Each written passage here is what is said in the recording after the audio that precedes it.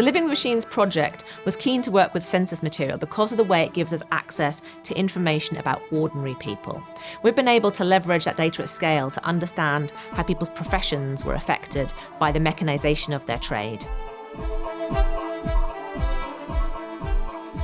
We're working with census data that contains information on about 180 million individuals, spanning 1851 up to 1911, and it covers the whole of Britain. That's amazing because it both gives us the scale, the coverage across the whole country, but it gives us also individual details about each person.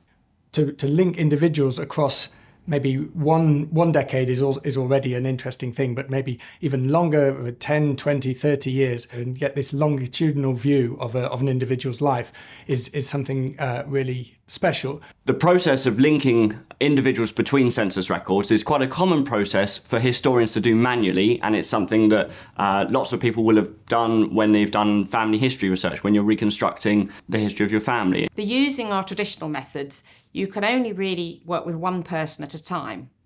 The census has got millions of people in it, and one of the things that we can do is search for millions of people at a time and try and track millions of people between one census and the next census. We wanted to leverage computing power and leverage the benefits of automating the process to link as many people as possible. In essence, what we did was create an algorithm that undertakes part of that process, and that means we can ask some very different types of questions, like how things change over time, where people are coming in and going, and things that you really need to be tracking the same person over time.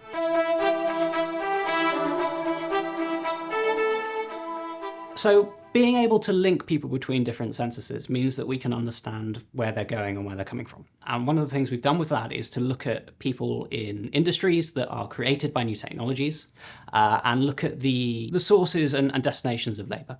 So what jobs were they doing before this technology was invented? Did they stay in those jobs or did they move on to something else? Two different occupations we've looked at, the weavers on the one hand and bicycle workers on the other. And I suppose that first question about the weavers is something that's been a really big debate amongst historians over many years. So there's the idea that before the Industrial Revolution, people worked on their traditional hand looms. They did a little bit of agriculture on the side, plus they had their loom, they were independent. Then, of course, the Industrial Revolution comes along.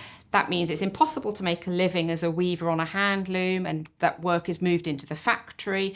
And this has often been really depicted as something that's very pernicious and very negative for the workers themselves, that they had a good quality standard of living and a good life, and it's kind of all ruined by the coming of mechanisation. So there's lots of ways in which we can kind of pick away at that story about the impact of technology and just really show that it is much more drawn out, it's much more complicated. So you actually have a lot of growth of the handloom. You have the rise of the factories, but you also have lots of rising of handloom weavers at the same time. So the two grow together.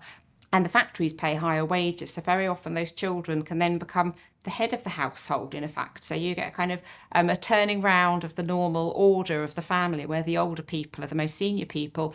Actually, these young factory workers get some status and independence. One of our case studies has been the bicycle industry, and the bicycle industry is fascinating because it has a real boom and bust cycle in the second half of the 19th century. It goes very, very big, very, very quickly, and then it goes away quite quickly as well. Being able to do this with computational methods, what we're able to do is look at how that occurs differently in different places. And that's not something you could really practically do with traditional methods, and it's been fascinating to see this story that occurs differently in Coventry and Birmingham and Wolverhampton and all these different places. So being able to do this computationally provides us with that perspective that otherwise probably wouldn't be possible.